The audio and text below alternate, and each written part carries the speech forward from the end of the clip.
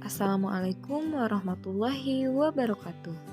Halo adik-adik, kali ini kita akan belajar tema 1, subtema 1, pembelajaran 1. Sebelum memulai pembelajaran, alangkah baiknya kita berdoa terlebih dahulu. Bismillahirrahmanirrahim. Nah, materi yang akan kita pelajari hari ini yaitu pembelajaran IPA tentang perkembangbiakan generatif dan pembelajaran IPS tentang negara ASEAN. Berbicara tentang perkembangbiakan generatif, apakah adik-adik semua sudah tahu apa itu perkembangbiakan generatif? Ya, perkembangbiakan generatif merupakan perkembangbiakan tumbuhan secara kawin yang terjadi melalui proses penyerbukan dan pembuahan. Pada perkembangbiakan generatif, diawali dengan penyerbukan, yaitu melekatnya atau jatuhnya serbuk sari ke kepala putik. Saat terjadi penyerbukan, pada serbuk sari tumbuh buluh serbuk sari yang menuju ke ruang bakal biji. Kemudian serbuk sari akan masuk ke ruang bakal biji melalui buluh serbuk sari. Di dalam ruang bakal biji tersebut terjadilah pembuahan, yaitu peleburan serbuk sari atau sel kelamin jantan dengan kepala putik, yaitu sel kelamin betina. Dari hasil pembuahan tersebut terjadilah menghasilkan zigot. Zigot berkembang menjadi lembaga. Lembaga berkembang menjadi bakal biji. Bakal biji berkembang menjadi biji dan bakal buah. Kemudian bakal buah tersebut berkembang menjadi daging buah. Lembaga yang berada di dalam biji merupakan calon tumbuhan baru. Contoh tumbuhan yang berkembang biak secara generatif ada padi, mangga, durian, dan jambu. Nah, tentunya di sekitar kalian terdapat jenis tumbuhan yang sedang berbunga. Coba kalian temukan satu jenis tumbuhan yang sedang berbunga, kemudian gambarkan bagian-bagian bunga dan tuliskan cara penyerbukannya. Selanjutnya kita akan belajar IPS tentang negara-negara ASEAN. Berkaitan dengan negara ASEAN, apakah kalian tahu ada berapa negara yang termasuk dalam organisasi ASEAN? Ya, negara tersebut terdiri dari 10 negara. Lalu mengapa ke-10 negara ini tergabung dalam organisasi ASEAN? Karena negara-negara tersebut memiliki persamaan dalam kehidupan sosial dan budaya. Di sini terdapat teks tentang ASEAN menjawab kebutuhan hidup bertetangga. Pada teks tersebut dijelaskan, ASEAN adalah sebuah organisasi internasional yang beranggotakan negara-negara di kawasan Asia Tenggara. Negara-negara ini bersatu karena adanya persamaan letak geografis dan kemiripan budayanya. Kepentingan yang sama dalam memajukan pertumbuhan ekonomi, sosial budaya, serta menjaga keamanan kawasan menjadi dasar pertimbangan para tokoh-tokoh dunia pendiri ASEAN. Pada tahun 1967, ASEAN terdiri atas dasar deklarasi Bangkok. Saat itu, tokoh-tokoh dari 5 negara yang terlihat dalam diskusi menjadi pencetus dan pendiri organisasi ini. 5 negara yang menjadi anggota pertama ASEAN di tahun 1967 adalah Indonesia, Malaysia, Thailand, Singapura, dan Filipina. Selanjutnya, Brunei Darussalam bergabung pada tanggal 7 Januari 1984. Vietnam bergabung pada tanggal 28 Juli 1995. Laos dan Myanmar bergabung pada tanggal 23 Juli 1997 dan Kamboja bergabung pada tanggal 30 April 1999. Adapun tokoh-tokoh pendiri di ASEAN adalah Adam Malik dari Indonesia, Tun Abdul Razak dari Malaysia, Tan Atkoman dari Thailand, S. Raja Ratnam dari Singapura, dan dari Filipina adalah Narciso Ramos. Nah, adik-adik semua, kalian sudah tahu kan negara-negara apa saja yang termasuk ke dalam ASEAN? Selanjutnya, yuk kita keliling negara-negara ASEAN. Yang pertama, kita akan mengelilingi negara Brunei Darussalam. Nah, di Brunei Darussalam ini mempunyai satu kampung, yaitu Kampung Anyar. Budayanya banyak dipengaruhi oleh ajaran Islam yang mayoritas penduduknya adalah orang Melayu. Kata Brunei berasal dari kata nah, baru yang diucapkan oleh Awang Betatar, penemu negara Brunei tersebut.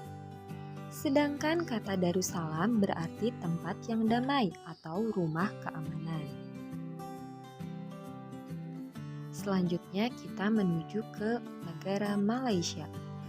Di Malaysia ini terkenal dengan patung Dewa Marunga yang berukuran 42,7 meter yang terletak di Batu Caves. Malaysia memiliki kota yang terdaftar dalam UNESCO World Heritage, yaitu kota Georgetown. Nah, di Malaysia ini musik tradisionalnya banyak dipengaruhi oleh budaya Cina, Islam, India, dan Indonesia. Salah satu makanan khasnya yaitu nasi lemak. Selanjutnya kita terbang menuju negara Filipina. Budaya di negara ini merupakan hasil perpaduan antara budaya barat dan timur. Kehidupan budayanya dipengaruhi oleh budaya Melayu, Cina, dan Spanyol. Bahasa yang digunakan yaitu bahasa nasional dan bahasa Inggris untuk urusan perdagangan dan pergaulan. Serta memiliki 8 dialek tarian dari masyarakat Filipina yaitu tarian Tinikling. Selanjutnya kita terbang lagi menuju negara Kamboja. Nah, di Kamboja ini terdapat banyak candi yang terbuat dari batu. Dewa-dewa dari agama Hindu dan Buddha terukir pada tembok. Tari Apsara lahir pada 2000 tahun lalu. Relief tarian banyak ditemukan di bangunan-bangunan keagamaan di Kamboja. Orang-orang Kamboja mengenal syal kotak-kotak yang disebut krama. Pria dan wanita mengenakan bandul Buddha pada kalungnya.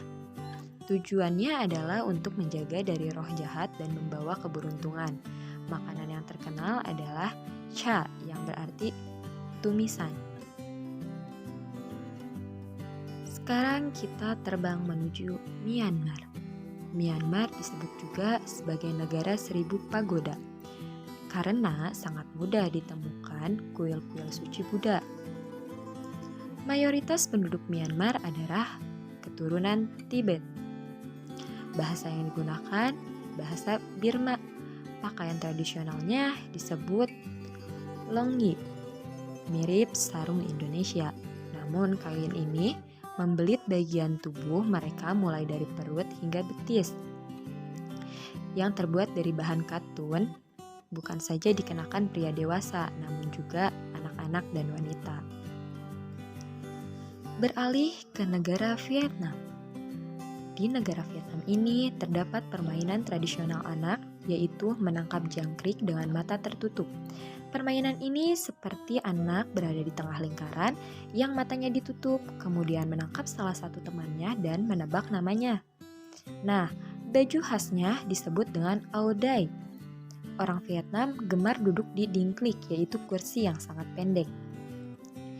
Nah, mayoritas orang Vietnam ini memiliki nama keluarga Nguyen, yang disebabkan karena adanya dinasti Nguyen.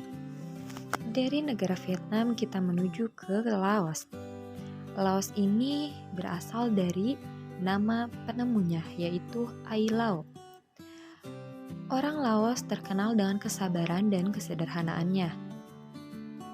Hal ini terkait dengan ajaran agama Buddha yang banyak dianut masyarakatnya. Olahraga tradisional dari Laos adalah katau, seperti olahraga bola voli, namun menggunakan kaki untuk menangkapnya. Mungkin jika di Indonesia dikenal dengan permainan sepak takraw, yang mana bolanya terbuat dari anyaman bambu. Makanan utama bangsa Laos adalah nasi atau beras ketan yang dinamakan dengan tangan langsung. Selanjutnya kita akan menuju negara Singapura yang memiliki lambang negara Merlion, yaitu patung berkepala singa dan berbadan ikan. Menurut mitosnya, Singapura dulunya adalah kampung ikan. Nah, Singapura ini berasal dari kata Sanskerta yang berarti kota singa. Penduduknya berasal dari Cina, Melayu, India, dan Eropa. Bahasa yang digunakan di sana memiliki 4 bahasa resmi, yaitu Melayu, Mandarin, Inggris, dan Tamil. Masyarakat Singapura ini memiliki budaya jalan kaki, serta makanan yang sangat digemarinya yaitu kepiting cabai. Beranjak ke negara Thailand. Thailand adalah satu-satunya negara di ASEAN yang tidak pernah dijajah bangsa Eropa. Nah, di Thailand ini disebut juga dengan tanah kebebasan. Masyarakat di Thailand memiliki tradisi bahwa kepala adalah bagian tubuh yang paling dihormati. Tidak ada orang lain yang boleh menyentuh kepala, bahkan kepala anak-anak pun tidak boleh. Nah, tradisi di Thailand ini memiliki kesamaan seperti di Indonesia. Jika di Indonesia kebiasaan minum teh dilakukan secara turun-temurun, yaitu dengan teh yang diseduh di poci atau yang sering disebut dengan teh poci. Sedangkan di Thailand, teh disajikan dengan susu dan rempah-rempah, atau yang sekarang sedang tren ini disebut dengan Thai tea. Nah, seperti itulah kehidupan sosial budaya masyarakat ASEAN. Jadi, hari ini kita telah membahas tentang perkembangbiakan generatif dan negara-negara yang ada di ASEAN. Sampai bertemu lagi di pembelajaran selanjutnya. Jangan lupa untuk jaga kesehatan, tetap semangat, dan sampai jumpa. Wassalamualaikum warahmatullahi wabarakatuh.